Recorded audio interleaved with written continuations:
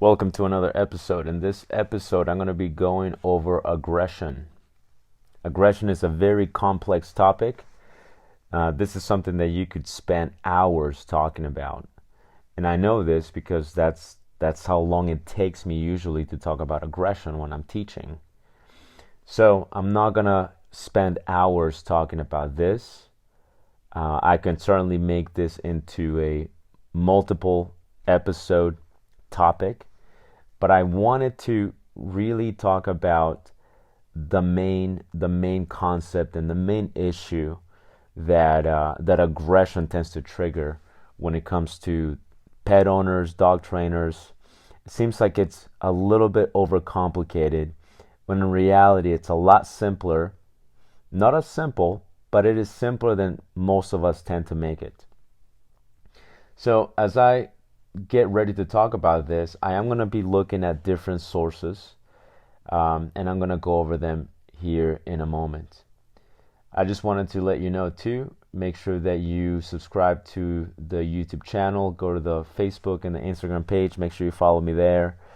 Make sure you subscribe to the podcast, and if you like any of these episodes, please feel free to share them. It really helps me out. And check out my books. I have 3 different books that I published. The one that I published last is the one that I'm very, very proud of, and that is the Decoy book. It's an awesome, awesome book. I'm getting a lot of great feedback from a bunch of people that are already reading it. It truly is an awesome book. I have a lot of great people that helped me put this together, so check it out if you haven't already. It's good for decoys, training directors, even if you're a handler, just as a handler, or even if you own a working dog and you're thinking about doing protection work, you're going to find very, very valuable information there. And if you're part of a club, or if you want to join a club, that book has some good information on there as well. But anyway, let's go back to the topic at hand, and it is aggression. Okay, so according to just a Google search, okay, and the source here is the Oxford Languages. The definition of aggression is hostile or violent behavior or attitude towards another. Readiness to attack. The action or an attack, in this particular case here, says without provocation. Forceful and sometimes overly assertive pursuit of one's aims and interests. And according to the Webster Dictionary, it's a forceful action or procedure, especially when intended to dominate. The practice of making attacks unprovoked violation by one country or territory, which obviously this is not applicable to dogs. Hostile, injurious, or destructive behavior. Okay, so fairly simple, right? Basically, hostile activity or some sort of action that has some sort of violence behind it. I'm going to look at another source. This other source is Roger Abrantes. Roger Abrantes is an ethologist that has spent decades of his life studying animals, particularly canids. And on his book, which is an awesome book, Dog Language, an Encyclopedia of Canine Behavior, awesome book, strongly recommend it. It is one of my favorite books in general in regards to dog training. So I'm going to touch a little bit on when he talks on his definition of aggression, or what he writes here about aggression. Again, this isn't just a blogger. This isn't a dog trainer. This isn't a guy who just does like a couple of seminars here and there. It's not a YouTuber. This guy has been in the field. He has definitely built himself a reputation. He's somebody who has a very high level of expertise. This isn't a volunteer at an SPCA. This is somebody with authority, okay? And so I'm not going to read the entire thing on aggression that he wrote, but I'm going to touch on a couple of things. Okay, the thing with aggression here that he writes, some of the definition that he gives: initiation of hostilities, the launching of attacks, hostile behavior.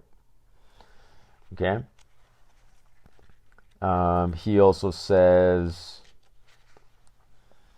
aggression is the ability to show aggressive behavior to attack. Aggression is a drive triggered by competition, usually by a conspecific. Aggressive behavior aims at resolving or assisting conflicts. That's a really interesting one too. Aggression can enable animals to control resources.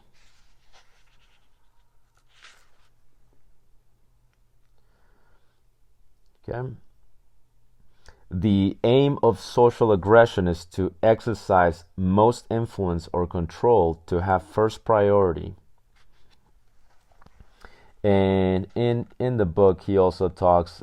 I mean, I'm really summarizing what he's talking about, by the way. Okay, there's more. There's a lot more that he talks about this, but he says, at about 4 to 5 weeks of age, puppies begin to show the first signs of aggressive behavior. They engage in conflicts with their litter mates. They even seek them, and they become more and more assertive. So, now that we have sort of a baseline as to what aggression is, and we can now look at this and go, okay, well, it's pretty cut and dry. It's some sort of violent action that has a couple of different or a handful of different aims, and that could be to be in control of resources, to gain control of resources, to solve competition, or to resolve social conflicts, which makes sense. If you've ever watched dogs not like in controlled environments, not like at your house, but if you watch dogs, and even animals in general, but if you ever watch dogs, if you ever gone to a dog park and you've seen a dog park where people are not paying attention, dogs are just going insane, they're going crazy, and there's scuffles, and there are disagreements. You'll see, if you pay enough attention, okay, if you look past the, I can't believe they did that. If you look past that, you'll notice that aggression, okay, and that's what it is. Aggression has some sort of aim. It's not just random spurts of behavior that have no purpose. Okay, it has a particular aim. Now, aggression does have a purpose. Here's the other thing about aggression. Okay, here's what people don't understand about aggression. Aggression is normal. It is a completely normal, natural behavior. There is nothing wrong with aggression. It serves a very specific purpose, or a number of purposes, rather. But think about it this way: if anybody approaches you, if you're out and about, you're going to the grocery store, and somebody just approaches you, and they just start they start grabbing you, they grab your shirt, or maybe they start shoving you around. You're gonna come up with a few strategies. Okay, it's just going to happen. You're going to walk away. You're going to deal with it, or you're going to deal with this situation by asserting yourself, right? You're going to show some sort of aggression. Those are your three strategies. And dogs, they pretty much come to the same strategies when faced with something similar. Now, I'm not trying to say aggression is only acceptable or it's only it only happens because of this scenario. This is just one scenario that I'm giving you, and I'll tell you why. It's very important that you understand how aggression is normal. If a person comes over to you and starts grabbing you and pushing you and shoving you and grabbing your shirt and pulling you, doing all kinds of things, you're going to show, very likely, it's a possibility that you're going to show some sort of aggression. And that is normal. Okay, that is normal. That would be acceptable. It wouldn't be acceptable if somebody just looks at you from a distance and then you start then acting aggressive. Right? That would be more abnormal. That would be something that you would look at and you would go, this is something that definitely needs to be addressed. There is something wrong with you if you feel like you need to act defensively or violently when somebody just looks at you. But in certain scenarios, it is acceptable for you to show some aggression. Okay, if you look at animals, they do the same thing, right? If you look at dogs, they do the same thing. It is perfectly normal for any animal under certain sets of circumstances to behave aggressively. When you look at the nature channels, you don't say, "Whoa, wow, what's wrong with that lion?" It's it's growling and it's hitting the other lions when they're eating the carcass or when they're eating the kill. You don't say, "Oh, well, I can't believe that lion killed that hyena," or "I can't believe that hyena, is attacking that cub or that lion," because they're competing. There's competition. So the purpose of aggression in that scenario, and yes, our dog trainers are going to call this resource guarding, okay? But that aside, you look at what's happening there, you're going to look at that and you're going to go, okay, there is conflict that is happening, and aggression is a way to resolve this conflict. It is perfectly normal for an animal to behave aggressively. It truly, truly is. It is normal. Even for people, it is normal. If you look at children, I mean, like young children, before they get indoctrinated into this society, before they get domesticated, right? If you look at children, like young children, toddlers, if you look at them interacting with other kids, you're going to see they get along great and everything's good, but you're also going to see bouts of aggression. You're going to see these little toddlers, right? They haven't been domesticated yet. They haven't been civilized yet. They're just these little creatures that are learning the ways of the world. But you see them interacting with each other, and they're going to shove each other. They're going to scream at each other. They're going to compete. Little Johnny gets the little car, and then little Jimmy is going to get upset that little Johnny got the car, and they're going to have this little conflict, and then somebody's going to get that car, right? And this happens with young children. Now, as children get older, obviously, now they're given different strategies to cope with these conflicts, different ways to deal with it. Where we look at aggression at some point as unnecessary, right? Somebody takes something you want. If you were a toddler, you probably would have screamed or shoved or pushed this person. But now as an adult, as a civilized member of society, you have a different strategy. And you go, well, I'm not going to do those things. I'm just going to wait and I'm going to talk to him. Or maybe I'll just ignore it and I'll move on. And so we look at aggression as this thing that is not necessary, that there's something wrong with it. But there's really nothing wrong with it. It's just how you are as an animal. Okay? Dogs, they don't get civilized. They don't get these. I mean, they can get trained. They can get domesticated. They're domesticated, right? And they can get a lot of training, but they're not. You're not gonna turn them into this complex creature that has very interesting ways to cope with conflict. They're going to do these things, just like a toddler would. That's what a dog is going to do. Right? You see cats doing it too. If you have cats, if you have multiple cats, you'll see cats do that too. You'll see cats do that to other dogs. You'll see cats do that to people. But we don't bat an eye about that. We just get upset when we see a dog do it. And when a dog acts aggressively, when a dog growls, when a dog shows teeth, first thing we want to do is we're like, oh my, I wonder what's wrong with that dog. What could be happening here? We need to call a dog trainer, and let's see if we can get this resolved, because there is something wrong here.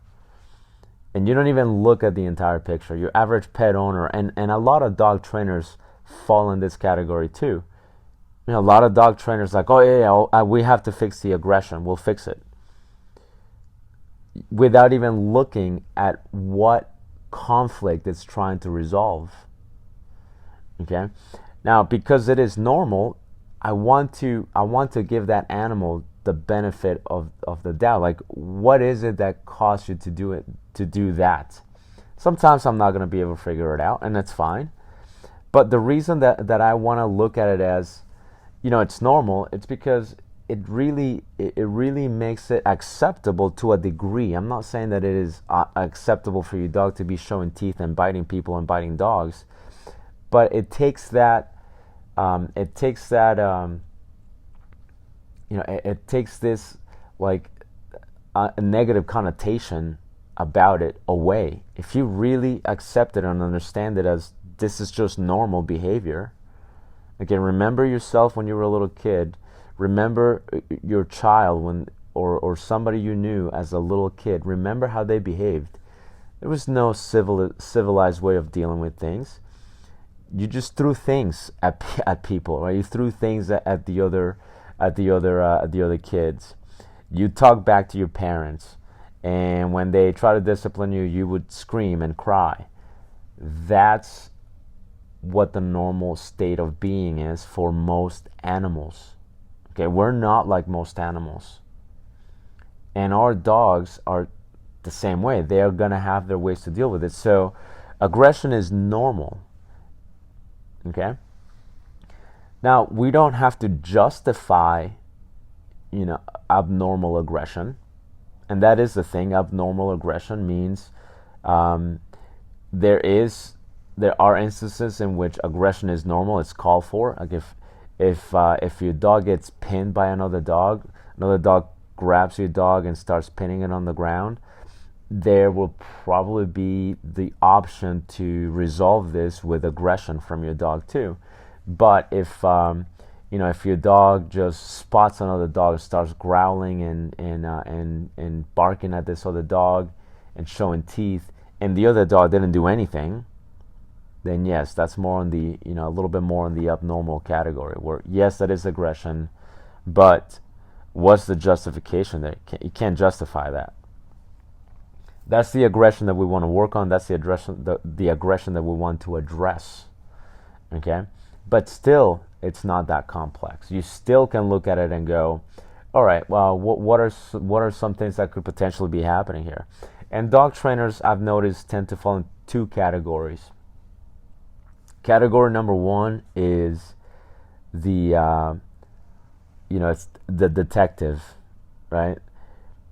The detective is a dog trainer that is trying to figure out every possible little clue to try to formulate a picture. I guess they're trying everything they can, like looking at little details, and they're trying to get every bit of history for like the last 5 years, or every occurrence, every experience that this dog has had, to try to figure out why this dog showed his teeth. So that's the detective, right? The dog trainer that wants to find out why the dog is doing this. I get it. It makes sense. There's definitely merit to that. The second category of dog trainer is the dog trainer that doesn't care. The other category is, the dog trainer that doesn't care. What this guy does, or gal, what this type of dog trainer does is he goes, I don't care what's motivating him to be aggressive. I'm just going to tell him to knock it off. Right? I don't care. I don't care why he did that. He just needs to learn that he can't do that. I don't need to know why he did that. I just need to fix it. I just need to make him stop. Right? You've heard it from this infamous dog trainer who says, fuck stress yawning. He's more in that category, right?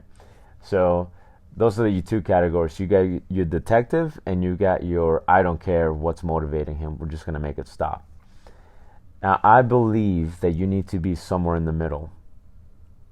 Because it does help me to try to figure out why the dog is doing that. Because again, aggression is normal. To a degree, there is normality to aggression, okay? That is, to a degree, it is acceptable. So rather than just going, hey, you can't do that, I'm going to try to go, what is it that you're getting out of this? What is it that you think you're getting out of this? And is it a misunderstanding? Maybe it's a misunderstanding. And maybe all we need to do is clarify that misunderstanding. And that does work, by the way. Okay? So, because if I can just address that misunderstanding, then I can address it. We can work on that.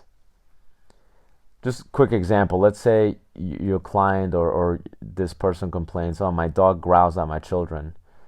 He's aggressive towards children. We need to fix that. We need to knock that off." And I go, "Well, yeah, definitely, we need to knock that off." But I don't want to be a detective necessarily, but I want to go, okay, what's happening? Why does your dog, why is your dog being aggressive towards your children? And then maybe through a little bit of Q&A, we come to the realization that maybe your children or your child is an asshole, and he has no sense of boundaries. Your child has no sense of personal space, and your child's constantly harassing your dog, or your child has given your dog a few bad experiences, maybe on purpose, maybe by accident, and now your dog has made an association to your child, and now your dog, being cautious and trying to preserve himself, it's using a little bit of violence to protect him and to preserve himself. Okay? Misunderstanding. All we have to do is really have to teach your children. Really have to teach your child to keep his hands to himself. And we have to now do some damage control on the dog.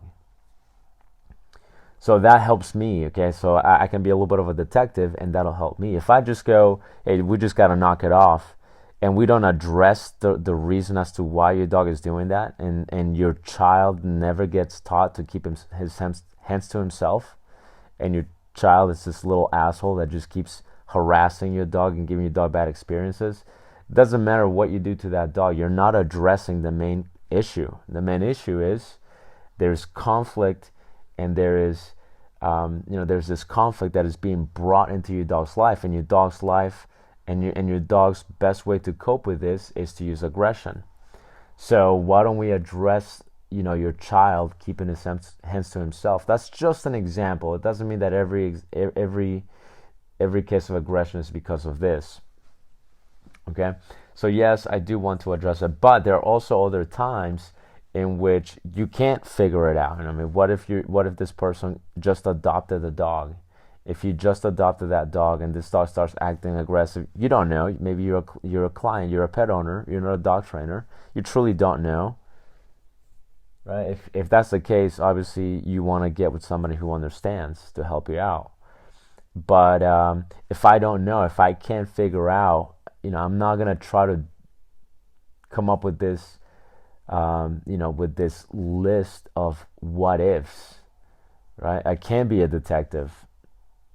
At that point, I ran out of history. I don't know what happened to that dog prior to.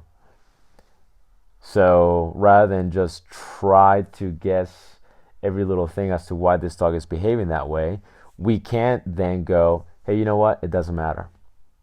He just needs to learn that is unacceptable. So, again, you want to be back in the middle, okay? And I know that this episode has been a little bit broad. I didn't really talk about any specific type of aggression. I can certainly go over that in more detail, probably in other episodes. I just wanted to address this thing right here, that it is normal. We will continue. We will pick this up on a later episode. But for now, this is it, okay?